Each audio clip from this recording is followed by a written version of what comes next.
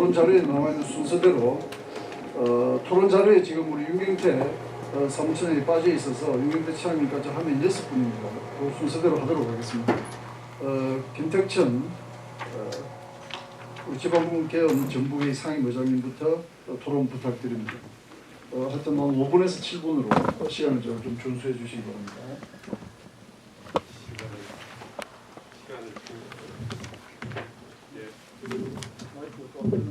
네.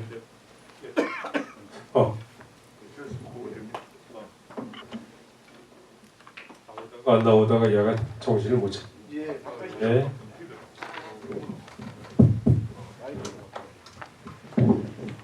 그래도 이기우 교수님과 그래도 오정근 위원장 변사님 같은 경우에는 지금 정부의 관여를 하고 계시기에 좀 포괄적이고 전략적인 이야기부터 물어서 그 답변을 얻었으면 참 좋겠는데 이게 5분이라고 하는 그 한계도 좀 있고 해서 저는 크게 거시적인 이야기로 화두를 좀 던질까 합니다. 적어도 보수 정부가 되었던 그렇지 않으면 혁신 정부가 되었던 두 정부의 색깔은 좀 있겠지만 그래도 국가 발전의 기여를 임기 중에는 국가 발전에 기여를 해야 된다라고 하는 그런 차원에서 좀 대한민국의 전체적인 윤곽 파악이 좀 먼저 되고 시작했는지라고 하는 그런 차원에서 첫째, 대한민국 국가 건국이 70년이 넘었습니다만은 그동안에 대한민국 70년의 이 국가 발전의 스케일이나 프로그램 중에서 정말 70년에 이대로 대한민국이 운영되고 있는 게 지금 맞을까라고 하는 과거의 평가가 좀 솔직히 있었을까라고 하는 것이죠. 여기에 이제 뭐 중앙과 지역의 그런 문제가 있겠죠. 근데 15년 전에 삼성, LG 경제연구원에서 발표했었던 대한민국의 10대 리스크가 있어요. 대한민국 발전을 제외하는 10대 리스크가 있었죠. 여기에는 보수와 혁신과는 관련 없이 대한민국 전체적으로 지금 현재 그걸 해소하지 않는다면 앞으로의 100년을 준비할까 70년을 돌아보고 100년을 준비할 때 이런 시스템이 필요하다라고 해서 우리 한국의 석학들이 발표했던 첫 번째는 남북 문제였습니다. 남북 문제는 꼭 남북의 안보 문제만 들어가 있었던 게 아니고 대한민국의 경제 문제도 많이 들어가 있었어요. 그 당시에 혁신적인 우리 경제학자들 같으신 경우에는 북한에서 필요한 게 돈이다.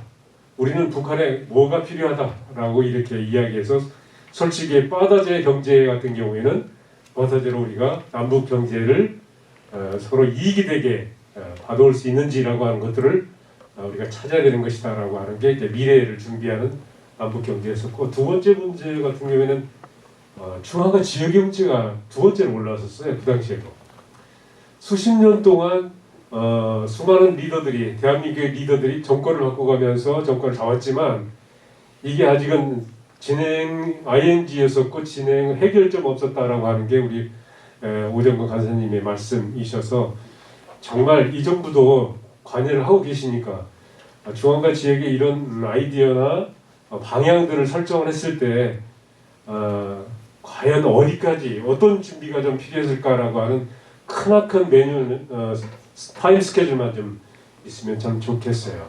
이 두 번째였었고 세 번째는 대기업과 중소기업 간의 불균형이었어요. 아시다시피 재벌이라고 하는 스타일이 대한민국밖에 없어요. 그렇다면 미래 경제를 대한민국이 세계 경제 10위까지 올라갔을 경우 여기까지는 됐는데 그 다음 100년을 준비했을 때 이 재벌 경제와 소기업과 중소기업 간의 어떤 파트너십으로 가야 정말 세계 경제에서 될 수 있는 것인지라고 하는 것이죠. 그게 이제 대기업과 중소기업의 문제였었고 지역 간의 문제는 이거 불균형도 마찬가지일 텐데 전라도와 경상도 문제 뭐 이런 지역 간의 격차 문제였었죠. 여기는 인사 문제도 있었고 중앙에 지역에서 좋은 인재들이 다 중앙으로 빠져나갔다라고 하는 건 이야기는 좋은 인재들이 나갔다라고 하는 이야기가 똑같은데 여기에 또 지역 간의 불균형도 있었거든요. 이 불균형을 해소할 수 있는 이런 차원은 어떤 게 있었는지 또 이게 정말 우리 현 정부나 과거 정부에 어떻게 반영이 됐으면 좋겠는지라고 하는 그런 차원에서 우리 오 의원님께 좀 10대 리스크 중에서 가장 중요했었던 거 하나, 둘, 셋, 네 개. 그다음에 이제 노사관계 문제였었죠. 대한민국의 노사관계는 참 유명하지 않습니까? 정말 TV에서 첫 번째 뉴스, 두 번째 뉴스에 놓고 머리띠를 두르고 요구사항을 이야기하는 노조의 목소리와 사용자의 목소리가 꼭 대비되게 발표가 되는 그런 영상이었는데 앞으로의 이러한 리스크들을 적용을 했을 때에 그 전략이나 정책들을 과거를 보고 미래를 보는 그런 전략으로 준비했었는지 이 5가지만 하더라도 우리 한국 내에서는 상당히 좀 중요한 큰 이슈가 경제에도 적용이 되고 복지에도 적용이 되고 지역에도 적용이 되고 하는 것이 있어서 이런 관점들을 어떻게 정리하고 계셨는지라고 하는 형태로 저는 그 질문으로 두 분께 좀 간단하게 답변을 좀 듣고 싶어서 왔습니다. 이상입니다. 두 분 나한테 질문하시는 겁니까? 예. 이게 뭐 지역 균형 발전하고 다 연계가 됩니다. 뭐 상당히 포괄적이라서 하여튼 나중에 뭐 요약해서 말씀을 같이 해주시면 될 것 같고요.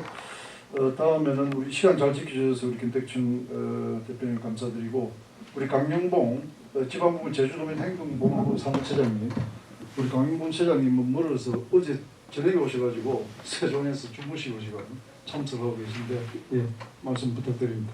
예, 강용봉입니다. 오늘 그 세 분이 발제자 분이 발제한 문, 그 다음에 그에 따라서 이제 토론에 임하신 분들은 현재 윤석열 정부가 성공하기를 바라는 거지 거기에 어떤 잘못된 것을 꼬집는 게 아니라고 저는 보고 있습니다.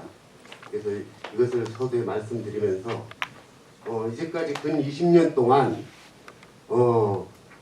균형 발전이라든가 지방분권이라는 정책과 이에 대한 어떤 해결책을 찾기 위해서 무수한 담론들이 넘쳐났습니다. 그러나 결과는 균형 발전도 없고 지방분권도 지금 거의 우리 눈에 보이지 않고 우리 국민의 지방에 이렇게 흡족하게 이제 와닿는 그런 정책들이 아니었다. 이것은 결론적으로 뭐냐면은 그 정책을 추진하는 주체,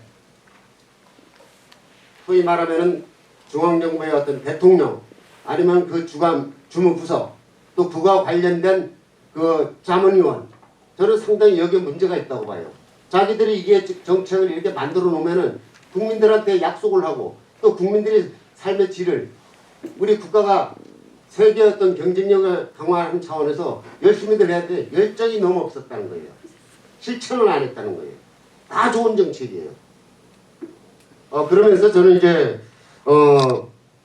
특히 말하고 싶은 것은 뭐냐면은 역대 정부들이 자기 집권을 위한 어떤 정치적 상징물, 정치적 수단으로 전부 활용했다.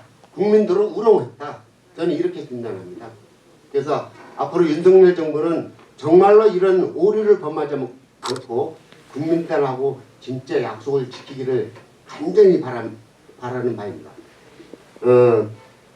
그래서 이제 우리 여기 발제자분들 통상 이렇게 말씀하는 거 보니까 어떤 기업을 유치하겠다, 첨단 산업을 지방으로 이전하겠다, 공공기관을 이전하면 그 지역이 어떻게 균형 발전해서 뭐 하겠다? 그거는 서울 수도권에 있는 인천, 경기, 서울 특별시장은 바보입니까? 다 자기 지역에 있는 그 지역민들을 위해서 전부 어떻게 하면 삶이 행복하게 살 수 있는가 다 고민해요. 야 우리는 이렇게 넘쳐나니까 지방에 가져가 이렇게 안 하거든요. 그래서 저는 제안하고 싶은 건 뭐냐면은 정말로 우리 17개 광역시도에 그 지역만이 독특한 잠재적인 어떤 자원들이 있어요. 또 이제까지 그 지역이 유지하고 온 토착 기업, 이제까지 그 지역을 지방민들을 먹고 살기 위해서 이렇게 했던 그 기업들이 이것들을 새롭게 업그레이드 시키면은 분명히 다시 지방으로 이렇게 내려가는 젊은 층들이 원하는 사람은 서울에 올라갈 수밖에 없어요. 또 서울에 있는 사람들이 또 나는 서울에서 이게 안 맞아. 지방에 가니까 그게 있어. 그러니까 우리는 지방으로 보따리 싸고 가야 돼. 이젠 하거든요. 억지로 인위적으로 이렇게 막 국가가 주도해서 너네 지방은 여기 맞으니까 우리 국가가 주도해서 어떤 기회를 주고 여기에 대해서 충분히 지원하겠어. 그래서 한번 너네 집 잘 살아봐. 이게 안 맞아요. 그래서 윤석열 정부의 이제 가장 맹점이 뭐냐면은 지방 주도라고 이렇게 많이 하잖아요. 이제까지 중앙 주도에 의해서 이렇게 모든 정책인데 이번 정부만큼은 중앙 주도해야겠다. 여기에 맹점이 있어요. 기회와 지원이라는 게 통제의 개념이거든요. 기회라는 것은 야 우리가 17개 광역시도 많이 하게 되면은 기회발전 특구라든가 교육자의 특구 이렇게 만약에 준다. 그러면 17개 광역시도 분명히 나눠주기 식으로 할 거예요. 아니면은 그게 다 예산이 동반 안 되기 때문에 특정 지역에 이제 줄 세워서 니네 지역은 요게 좀 더 어떤 하는 의지라든가 뭐가 좀 현 정부 그 지향하는 바에 조금 충족하면은 그 지역을 시범 선정해서 지원하겠다는 거거든요. 중앙정부에서 오히려 올가매는 거예요. 줄 세우기식 하는 거예요. 그래서 저는 차라리 기회발전 특구라는 그 용어 자체를 좀 바꿨으면 좋겠어요. 기회라는 게 뭐예요? 그때 어떤 윤석열 정부 5년 동안 이런 기회를 줄 테니까 니들 한번 뭘 하겠다 이렇게 줘.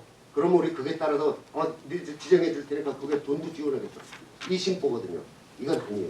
그래서 기회균등 특구라든가 기회균등 뭐 이런 식으로 해서 좀 동등한 개념으로 이렇게 용어 변경도 좀 필요하지 않나 이렇게 봐지고요. 그래서 저는 이와 결부시켜서 우리가 지역에 정말로 부전 자원들이 있어요. 그것을 활용을 안 해요. 남이 잘 되니까, 남이 좋은 거니까. 또 수도권에 요새 지금 떠오르는 반도체 산업이 뭐니까 야 우리 지방에 이거 가져오면은 우리 지방 진짜 잘 살고 뭐 경쟁력 이렇게 강화되겠다. 그거는 전부 그 지방에 맞는 지방의 역량에 맞아야 그게 가능한 거지. 그래서 저는 제주도 특별자치 예를 들겠습니다. 우리 제주 특별자치도 삼성에도 하고 현대 대기업 갖다 놔도 제주도가 엄청나게 성장할 것 같으면 그렇지도 않아요. 제주도에 주어져 있는 환경이 있어요. 그래서 제주도는 어떤 대기업이라든가 이런 기업들을 유치 안 해도 지금 2013년 그러니까 9년 만에 10만 명이라는 인구가 늘었어요. 그러니까 우리 제주 특별자치도면서 15만 명이라는 인구가 증가했어요. 증가한 것도 전부 이제 30, 40대도 굉장히 많거든요. 서울에 있는 사람들이 많이 왔어요. 경기도에 있는 사람들이. 그래서 그 제주도가 이제 그 지금 성장할 수 있는 거는 진짜 관광이라는 주어진 여기에 포커스를 맞춰서 지금 여기에 이제 어떤 지역의 핵심 산업으로서 거기에 필요한 자원들이 내려와서 하는 거지. 그래서 우리 정주 인구를 무조건 늘어나면 좋다. 그것도 아니에요. 유동 인구도 인구거든요. 그 지역에 활동하는 인구거든요. 그만큼 유동 인구들이 오면은 그만큼 그분들이 경제 순환을 해서 어떤 일을 하든 간에 경제가 돌아가고 있대요. 그래서 하여튼 그런 것을 이제 강조하면서 하여튼 남이 좋다 하면은 그게 무조건 추종해서 그걸 자기 지역에 유치하면은 그게 과연 성공할까. 그래서 저는 그 마무리하면서 진짜 지역에 잠재되어 있는 그 기업의 가치, 지역에 발전할 수 있는 그런 것을 창출해내면은 오히려 정말로 그 지역이 미래지향적으로 국가의 어떤 성장 동력에 크게 이바지할 거다. 저는 이렇게 보면서 저희 토론을 마치겠습니다. 예, 감사합니다. 예. 그 기회와 지원이라는 말이 이게 통제 개념이라는 말씀을 해주셨네요. 그것도 기회발전 특구를 지금 이 정부의 균형발전 정책 중에 아주 상징적으로 지금 하고 있는데 미국에서 뭐 좀 차용을 한 겁니다만 이걸 기회균등 특구로 해야 된다. 뭐 이런 말씀. 결론적으로 지역 주도, 지역 특성화 이게 중요하다는 말씀인 것 같고요. 우리 백종락 위원장이 나중에 아마 지역의 언론 같은 데서 보도자료 요청하고 하기 때문에 토론하는 일부도 찍었을 텐데 사진을 조금 좀 남겨주시기 바랍니다. 소식 좀 심어주고. 예. 이어서 바로 우리 이창용 지방분권운동 대구경북본부 상임대표님 토론 부탁드립니다. 예, 제 토론 자료는 한 페이지짜리로 38페이지에 있습니다. 그러니까 뭐 여러 가지 이야기하기에는 시간이 너무 짧아서 저는 일단은 임박한 우리의 논의 과제인 분권 균형 발전 추진 체계를 어떻게 가져갈 거냐 뭐 이런 차원에서 말씀드리겠습니다. 일단 저는 하여튼 지난 정부가 사실상 분권균형발전 정책을 실패했거나 뭐 거의 하지를 않았으니까 그래서 이제 이 정부는 어쨌든 여기에 뭔가 우리 한국 사회에 돌파구를 마련해야 된다. 이런 차원에서 아까 추진 체계에 대한 뭐 좀 보다는 우리 그 국민들의 의식과 이런 게 중요한데 사실은 국민 의식도 제도에서 또 영향을 받게 돼 있습니다. 그래서 저는 우리 윤석열 정부의 분권균형발전 추진 체계를 그냥 뭐 지방시대위원회 하나로만 어떻게 구상을 하지 말고 삼두마차로 정패로 해서 저는 일단은 대통령실에 분권균형발전 수석실을 두어서 대통령과 국민들 간의 소통을 극대화하는 그런 논의를 이제 시작을 해야 돼. 이거는 뭐 그 특별법과 관계없이 올해 안에 설치를 할 필요가 있고, 그 다음에 두 번째로는 저는 분권균형발전부를 신설해야 된다고 생각합니다. 그러니까 지금 지방시대위원회가 어차피 지금은 자문기구로 설계되어 있기 때문에 지금 올해 안에 만약에 통과시킨다면 다시 논의하기가 쉽지 않을 거고, 저는 저희가 주장하는 행정기구는 내년까지 다시 좀 논의해서 개정을 해서 하는 게 현실적인 방안이라고 본다면, 먼저 우리가 그런 동안에 분권균형발전부를 신설하는 것을 지금 좀 준비를 해야 되는데, 우리가 분권균형발전 하면은 산업통상자원부와 행정안전부 두 개가 뭘만 생각하는데, 사실은 기재부의 권한이 분권균형발전부의 핵심 권한으로 들어와야 됩니다. 예산과 세제와 관련해서 이게 기재부가 쥐고 있으니까 뭐든지 안 돼요. 지금 논의 자체가 이게 진도도 안 나가고, 그렇기 때문에 기재부, 산자부, 행안부뿐만 아니라 교육부, 국토부, 그 다음에 중소벤처기업부의 이야기가 이 지역과 밀접한데 이건 또 따로 놀아요. 그러니까 분권균형발전 정책 따로, 중소기업 벤처부 따로 이래 가지고는 지역이 뭔가 의미 있는 성장과 발전하기 어렵습니다. 그래서 그런 의미에서 이 권한들이 분권균형발전부로 들어오고, 그 다음에 이거를 기재부 위에 제1부총리급으로 위상을 가지는데, 이게 이제 비상대책기구의 성격이 있어서 저는 한 10년 동안 여기 집중하는, 10년 동안만 이 분권균형발전부를 제대로 한번 실행해서 한번 추진해보자, 이런 제안을 좀 드리고 싶고, 그런 의미에서 중앙부처는 이제 국내 그리고 또 지역 기능을 중앙부처가 이제 줄여야 됩니다. 대한민국이 이제 G5까지 가려면 글로벌한 해외 기능을 중앙정부가 더 많이 기능을 갖고, 지역과 국내 기구는 지방정부로 이양하는 그런 대대적인 작업을 분권균형발전부가 그런 구상을 갖고 이제 추진해야 될 타이밍이고, 그래야 이제 대한민국이 선진국으로 계속 지속적으로 나아갈 수 있다. 이런 차원에서 분권균형발전부를 이제 정말로 신설해야 된다. 그 다음에 두 번째, 지방시대위원회, 뭐 이름 좋습니다. 그리고 이거를 지방시대위원회 있고 그 밑에 하부 구조로 생각하지 말고, 지방시대위원회와 시도지방시대위원회와 나아가 시군구 지방시대위원회가 동급으로 구상하는 구상을 이제 해야 돼요. 사실은 지역 소멸은 60년 동안 우리가 한국 사회 청년들이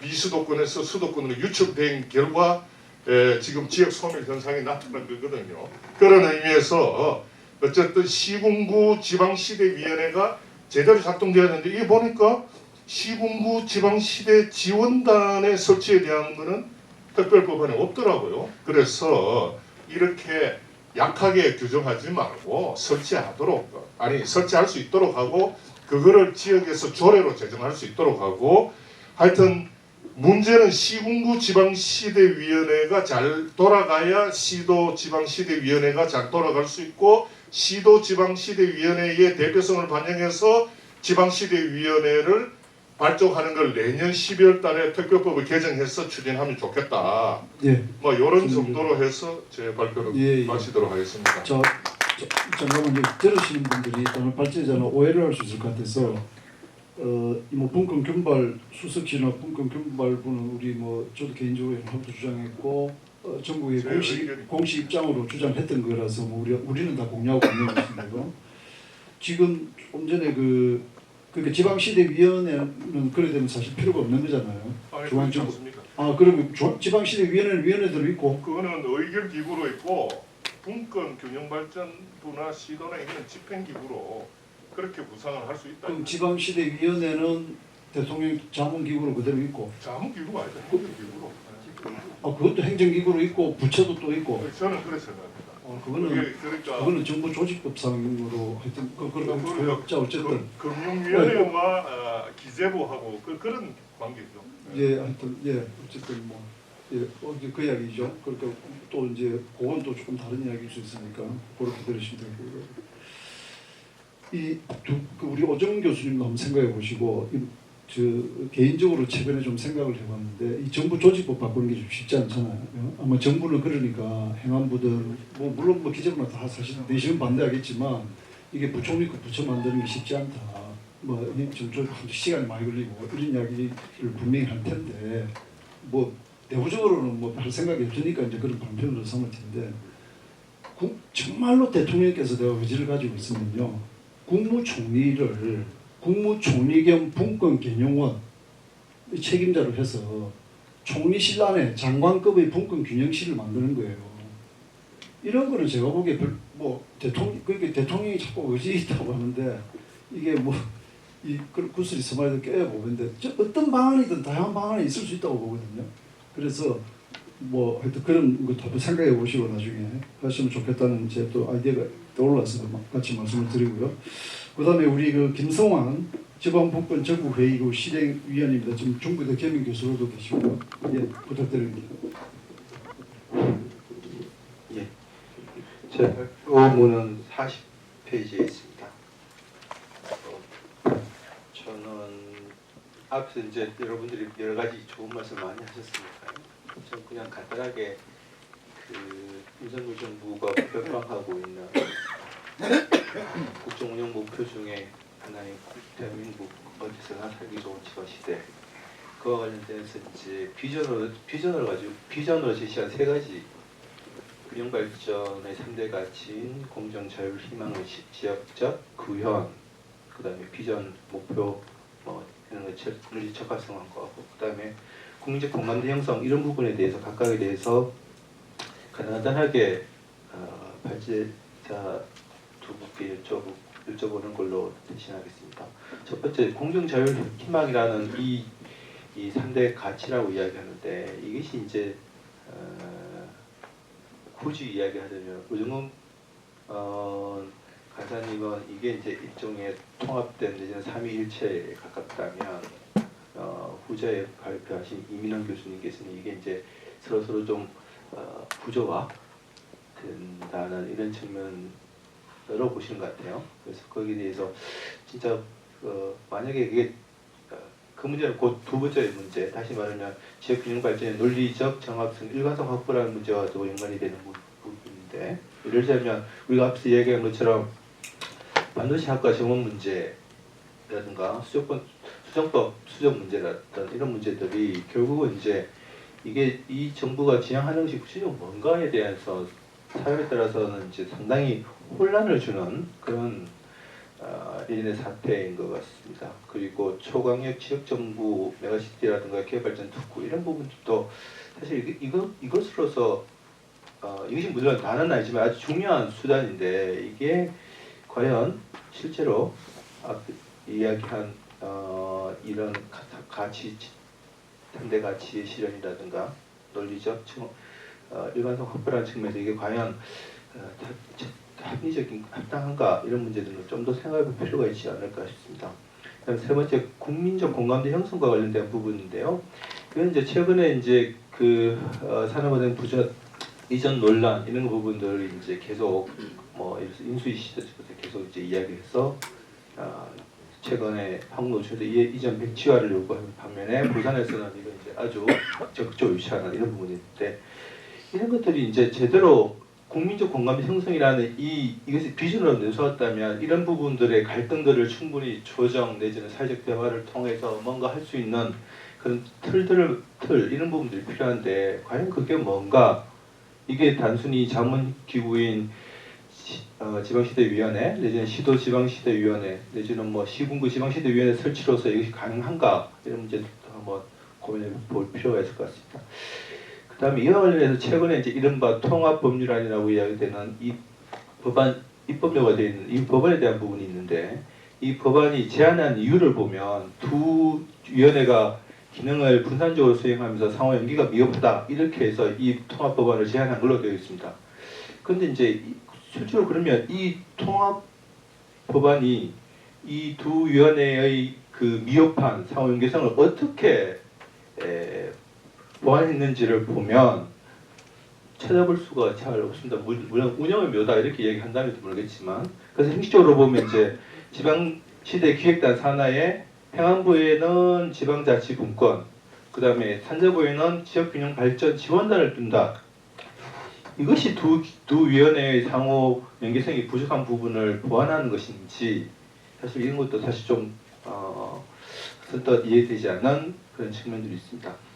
그 다음에 한 가지만 더 이야기를 하면 우리가 이제 사실은 우리 오정근 간사님께서 말씀하신 것 중에 일부 공감하는 부분 동의하는 부분이 있는데 예를 들자면 지방자치단체 조합 다시 말하면 수도권 매립기공사라든가 지금은 없어졌지만 수도권 교통본부에서 이 지자체 간에 첨예한 이해 갈등이 생겼을 때 그에 대한 이해의 조정은 결국 그 해당되는 서울, 인천, 경기도가 하는 게 아니라 그 최종의 유권 해석을 국토부에 맡기는 이런 지자체의 인식 내지는 역량 이런 부분에 대한 부분도 깊이 고민해야지만 중앙정부의 내지는 관료들의 이런 여러 가지 이야기들을 좀 더 설득력을 가질 수 있을 것 같습니다.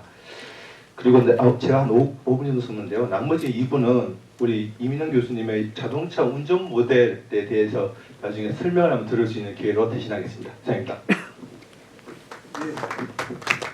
네, 알겠습니다. 네. 자동차 운전 모델 나중에 답변하실 때 결국 우리 김성환 위원님도 결국 이게 현재 입법 예고되어 있는 자문기구가 통합적 기능을 제대로 수행할 수 있겠는가 또 뭐 균발의 3대 가치라든지 이런 부분들을 제대로 실질적으로 구현할 수 있겠는가 하는 어떻게 보면 앞서 우리 장용 토론자와 대동소이한 문제의식을 일단 말씀해 주셨고요. 자동차 운전 모델에 대해서 나중에 답변하시면서 좀 포함해서 같이 해주시면 좋겠습니다. 다음은 우리 윤경태 지방분권 균형발전 부산시민연대 사무처장님 토론 부탁합니다.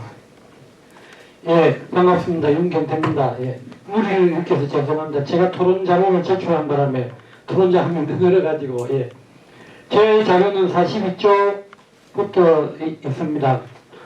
간단하게 한 5분 정도 말씀을 드리겠는데 저는 조금 두 가지 측면에서 접근을 달리해서 이야기하고 싶은데 한 가지는 윤석열 정부가 이제 출발해서 여러 가지 좀 잡음이 많은데 그러면서 지방분권 균형발전의 첫 포문을 그 지방시대위원회로 분권과 균형을 통합하는 과정으로 열었고 거기에 대해서 이제 여러 가지 갑론을박이 있을 수 있으나 저는 이제 적극적으로 지지하고 찬성하면서 이걸 윤석열 정부가 지방분권 균형발전에 노무현 이 참여정부부터 동기제 시작된 부분에 대한 종지부를 찍는 아니면 또 새로운 그 시대를 개척하는 그런 계기로 삼을 수 있도록 여기 있는 전국의 분들과 그리고 또 이규호 전 인수위원님과 모든 분들이 좀 같이 합심해서 그렇게 이제 좀 잘한다고 밀어붙이는 이런 방향으로 좀 가는 계기가 됐으면 좋겠다는 그런 생각을 듭니다. 이런 생각이 드는 이유 중에 하나가 문재인 정부 때 예를 들면 부산에 정현민 행정부시장이 있었는데 그분이 행정부시장 오기 전에 지방자치국장 했어요. 행안부. 그래서 하더만 오자마자 저하고 이야기하면서 문재인 정부에서 지방자치분권 균형에 관심 있는 사람 딱 두 사람이 있다. 문재인 대통령과 자기다. 그럼 당시대로가 좋잖아요. 아무도 없다. 네. 그렇게 됐어요. 그렇게 됐는데 기본적으로 제가 얼마나 안타깝게 생각하는가 하면은 공공기관 지방 이전 120개를 추리고 그걸 180개를 만들고 세계 도시에 한 지역에 선정하는데 3년 6개월 걸렸습니다. 그래 놓고 폐기했어요. 대통령 선거 시기에 민주당 정부도 별로 이익이 안 될 것 같고 민주당도 뭐 그래 되면서 이제 많은 사람들이 이걸 어떻게 유치할 관심이 있었는데 결국은 그 결론적으로는 문재인 정부는 이 정부 개정 하나 해놓고 진동 안 나가고 공공기관 지방이전 준비 3년 6개월 또 엄청난 인력과 재산을 해놓고 수도되고 이게 지방분권과 균형 발전의 현실입니다. 왜냐 수도권 이미 50% 넘었기 때문에 표로서는 승부가 안 되는 그런 걸 그런 현실을 인식하면서 저는 오히려 보수 정권 윤석열 정부를 보수 정권이라고 보기에는 애매하지만 만약 보수 정권을 본다면 이때야말로 지방분권 균형 발전을 강제할 수 있는 좋은 시기라 생각합니다. 사실은 대한민국의 남북 통일을 앞당기는 가장 중추단 역할을 한 사람은 노태우 정부의 남북 기본 합의였습니다. 저는 그런 면에서 노태우 정부를 재평가를 해야 된다고 생각하는데 좋은 기회라고 생각합니다. 또 보세요. 행안부 장관이 교육부 장관이 없으니까 행안부 장관이 SKY 지방 이전하겠다. 예. 그게 이제 교육분권과 균형발전의 한 좋은 축으로 생각한다. 참 좋은 아니에요. 근데 이 안을 딱 들으면 얼마 전에 또 경남도지사가 박완순 도지사가 불경 통합 민정 너가 한 거 말고 이제 행정 통합하겠다로 더 크게 만들면서 유명무실화 시키는 이런 전략을 하잖아요. SKY 지방 이전도 사실 불가능한 거거든요. 근데 이럴 때 그 참 좋은 생각이기도 하고 우리 김종영 교수나 또 많은 사람들이 이야기했던 서울대의 지방 국립대 쉽게 거점 대학을 서울대로 만드는 거. 예? 이런 부분을 오히려 현실 이게 3조 2천억 든다는데 이게 아까 오정근 교수님이 이야기했던 이야기를 저는 역설적으로 받아들이면 그 동전의 양면이에요. 지역 인재를 발굴하고 육성하지 않고 가면 또 인재가 없다고 해요. 실제적으로. 근데 통계적으로 보면 부산에서도 금융난지가 생기고 역수입이 됩니다. 서울이나 경기도 지역에서 친구들이 부산에 있는 대학을 와요. 대학을 와다 보니까 살기 좋은 거예요. 그래서 여기서 가능하면 살고 싶다. 이런 이제 이 사례가 있는 겁니다. 그래서 저는 지역 인재 오 박사님, 오정근 강사님 이야기 역설적으로 하면은 지방 분권 균형 발전의 가장 핵심은 지역 인재 발굴과 육성이다. 거기에 관계돼서 투자를 집중적으로 할 수 있게 윤석열 정부에서 지방시대위원회를 들어서 하면은 선택과 집중을 하면은 그것이 많은 부분이 연결될 것이라 생각을 역설적으로 하게 되는 것입니다. 그래서 그 가운데 이제 작은 부분 하나가 문재인 정부 때 부산대 차정인 총장이 혁신도시에 가면은 지역 인재를 30% 쓰게 되어 있습니다. 지역 대학인 30% 쓰게 되어 있는데 이게 이제 은근슬쩍 이래저래 하면서 써도 평균 15에서 20%는 됩니다. 근데 이게 50%로 현재 50%로 늘렸어. 방금 오승훈 박사님이 이야기한 지역 인재의 미비가 지역은 돼요. 근데 부산에 있는 공공기관은 부산에 있는 대학만 30% 쓰게 되어 있습니다. 그걸 이제 50% 늘려서 20%는 비수도권 대학이 그 전문 인력이 결합해서 하면은 사람들 불만 균형 발전의 가장 또 장애가 뭡니까? 서로 이기하고 질투하면 자기가 많이 확보하려는 거 아닙니까? 이제 아직 5분 55초, 예. 5분 55초입니다. 예, 이제 그래서 그런 부분들을 정리하면서 문재인 정부 때 정세균 총리가 좋다고 했거든요. 그러다가 지금 아직 진행되고 있는데 저는 이런 부분들이 전국회의에서 교육분권 차원에서 50% 추진하는 것을 대학 총장들과 같이 연계해서 꼭 관철시켜 나가는. 그래서 하나라도 하나씩 관철시키고 만들어가면서 저희가 전국적인 법 개정이라든지 이런 걸 만들어 나가는 그런 과정으로 갔으면 윤석열 정부 때 뭔가를 좀 만들어낼 수 있지 않을까 하는 그런 생각을 합니다. 예, 이상입니다. 예. 득점 지방대학 뭐 육성, 인재 이런 부분을 좀 강조해 주신 것 같고, 예, 또 이제 당장 그 실천 가능하고 좀 쟁취할 수 있는 것들도 하나씩 해나가지 말씀해 주셨네요. 자, 마지막으로 우리 김연보 지방분권 세종회의 대변인이시고 인하대 지금 초빙 교수로 계신 김연보 대변인님, 예, 부탁합니다. 저는 그 인하대학교에서 지속가능 경영이라는 걸 가르치고 있습니다. 지속가능 경영이라는 게 미래 세대를 위한 어떤 발전을 이야기를 하는데요. 거기서 그걸 가르치면서 제가 이 자리에 있을 수 있고, 그 전에 제 개인적인 말씀을 드리면 1990년대 제가 이제 중학교 때에 좀 의구심이 들었던 문제가 뭐냐면, 시장과 도지사를 선거를 하지 않고 중앙에서 내리는 것이 이게 맞는 것인가에 대해서 궁금증을 되게 많이 가지고 있었습니다. 왜냐하면 마스크 좀 잠깐 내리고 예. 그 지역에 있는 사람이 그 지역을 가장 잘 안다고 저는 생각을 합니다. 그 사람이 그 위정자로서 정치를 해야지만 가장 많은 발전이 있다고 생각을 해서, 그래서 저는 지역에 있는 국립대학을 가도 지역에서 일을 할 수 있겠다라는 생각을 했습니다. 근데 지금 일을 하고 있는 걸 보면, 그러면 이제 서울에서 전부 다 일을 하고, 그다음에 인천까지 가서 강의를 하고, 이렇게 지금 하고 있습니다.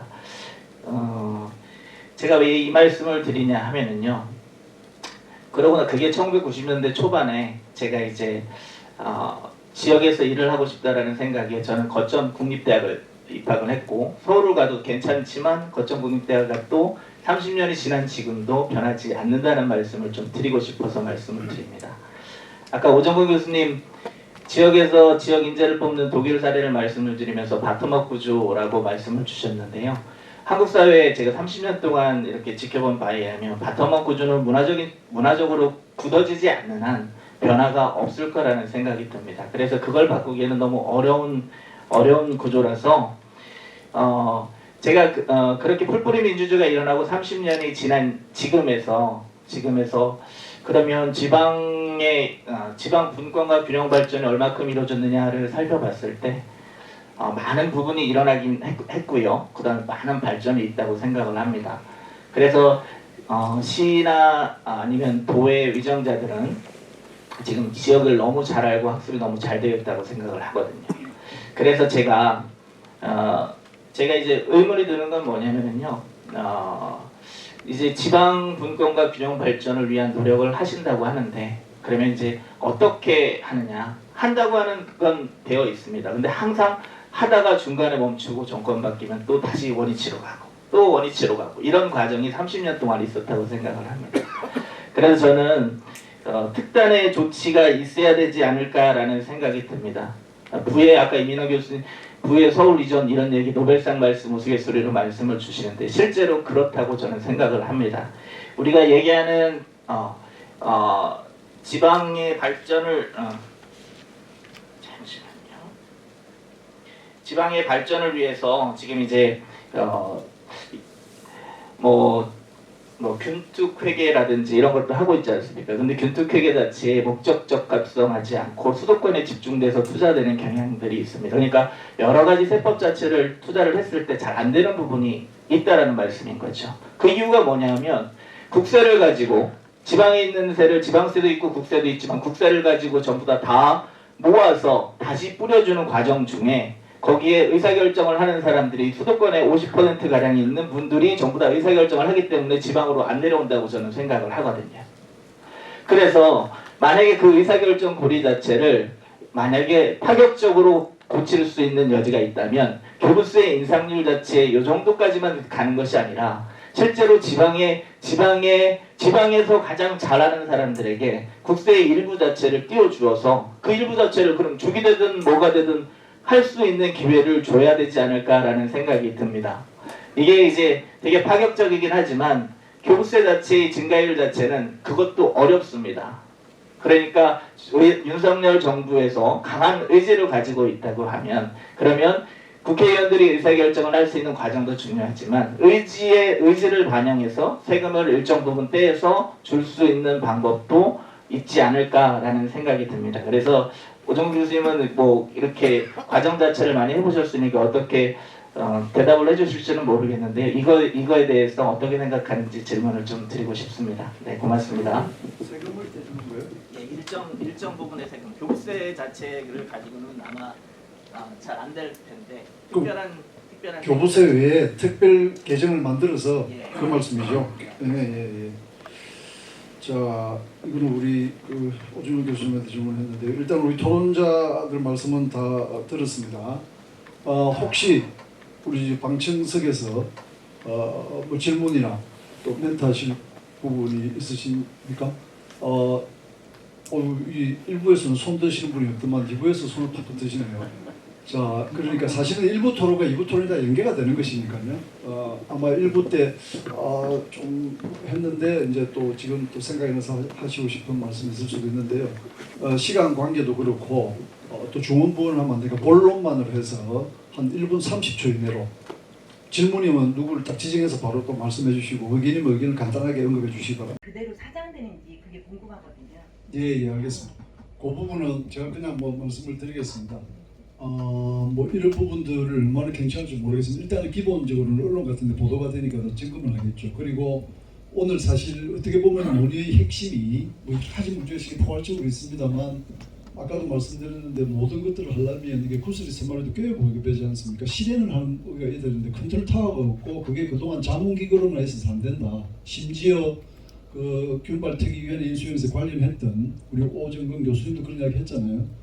뭐 북한 균형원 같은 것을 만들어야 된다. 부총리가 이런 이야기를 했음에도 불구하고 지금 그하고 영 다르게 지금 가고 있잖아요. 기대 이하로. 그래서 요 관련해서는 저희들이 지방법원 전국회의 이름으로 의견서를 입법 예고안에 대한 의견서를 오늘 오후 1시에 국무총리실 앞에 토론하기 전에 기자회견을 해가지고 전달을 했습니다.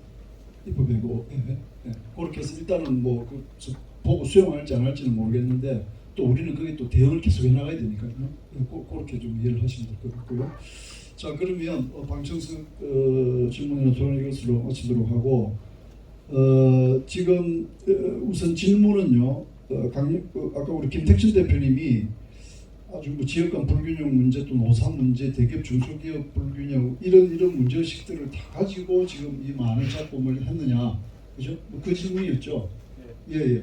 그 질문을 두 발제자에게 다 하셨는데 이거는 이민영 교수님한테는 보다는 우리 오정근 교수님한테 좀 해당이 되는 것 같고요. 네.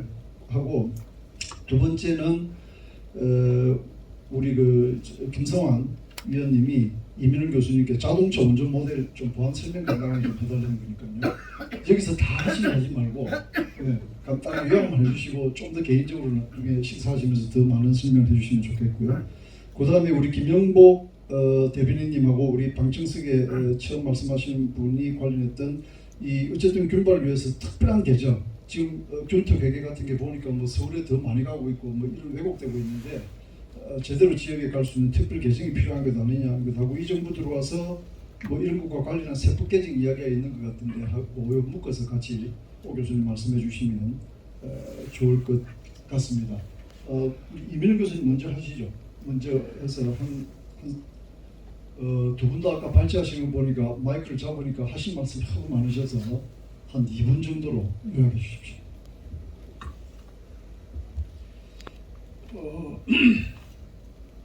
운전자 모델의 필이 좀 꽂히신 것 같아요.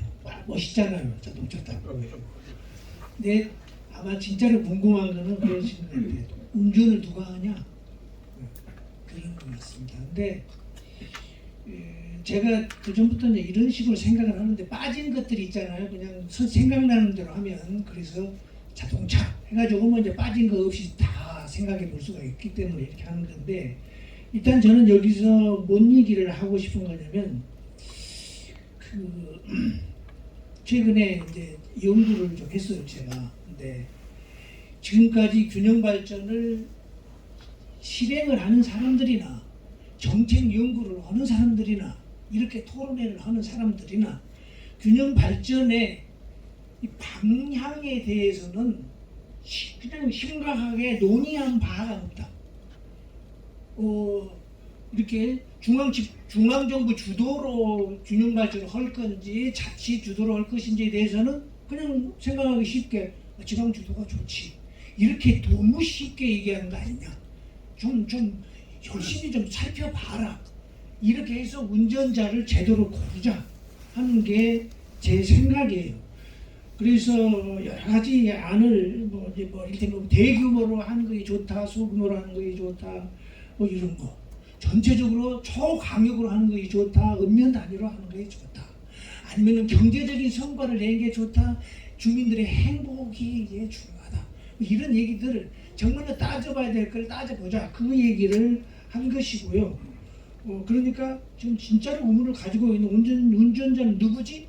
구체적으로 말하면 그때 키를 잡고 있는 사람인 거죠.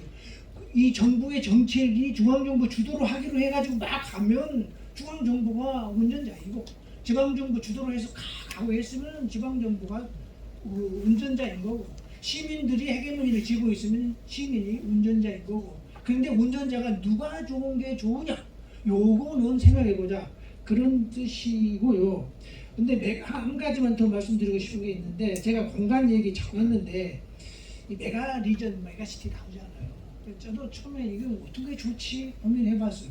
그래서 방향을 메가로 가는 게 좋아, 작은 단위로 가는 게 좋아 그랬는데, 제가 균형 발전을 어느 단위로 하는 것이 좋냐라고 생각을 해보다 보니까 이게 이를테면 수도권과 비수도권으로 이렇게 해놓으면은 비수도권의 주체가 없어요.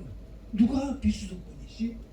하지만 이렇게 메가시티 정도로 해놓으면 그러면 주체가 있어요. 메가시티의 운전자, 그 친구가 주체인 거예요. 그래서 주체를 정해주는 차원에서 공간 단위를 메가 단위로 하는 것이 좋고, 메가 단위로 균형 발전을 시키는 정도로 우선 1차적으로 그렇게 가야 옳은 거 아닌가, 이런 생각을 좀 하는 거고요. 또 하나 이거 사람들의 마인드 관련해서인데요. 저는 우리나라가 선진국이 자다 일어나니까 선진국이다, 그런 책이 있어갖고 인기가 얻은 적도 있는데, 그러면서 그 사람 생각에 저는 동의하지는 않은데, 거기서 선진국이라는 말에는 좀 저도 꽂혔어요. 그런데 우리나라 사람들은 우리나라가 선진국인데 선진국인 줄은 몰라요. 그게 무슨 소리냐면 우리나라를 개도국으로 알아. 개도국이라는 거는 서울 중심 투자를 하는 나라가 개도국이에요. 아직 서울도 투자할 때가 많아요. 발전을 안 했어. 그렇게 돼서 우리나라는 이미 선진국이 돼 있기 때문에 이제 수도는 다 개발이 됐다. 이제 안 개발된 지방으로 눈을 돌려야 한다. 뭐 이런저런 얘기들을 하고 싶은 것입니다. 네. 자, 우리 오 교수님 한 3분 정도. 간단하게 말씀드리겠습니다. 일단 아까 그 추진책의 문제는 아주 좋은 말씀이라고 생각합니다. 우리도 그런 방향으로 노력하려고 합니다. 예를 들어서 부총리급, 또 대통령실의 수석실, 또 지방시대위원회와 시군구 지방시대위원회 아주 좋다고 생각하고요.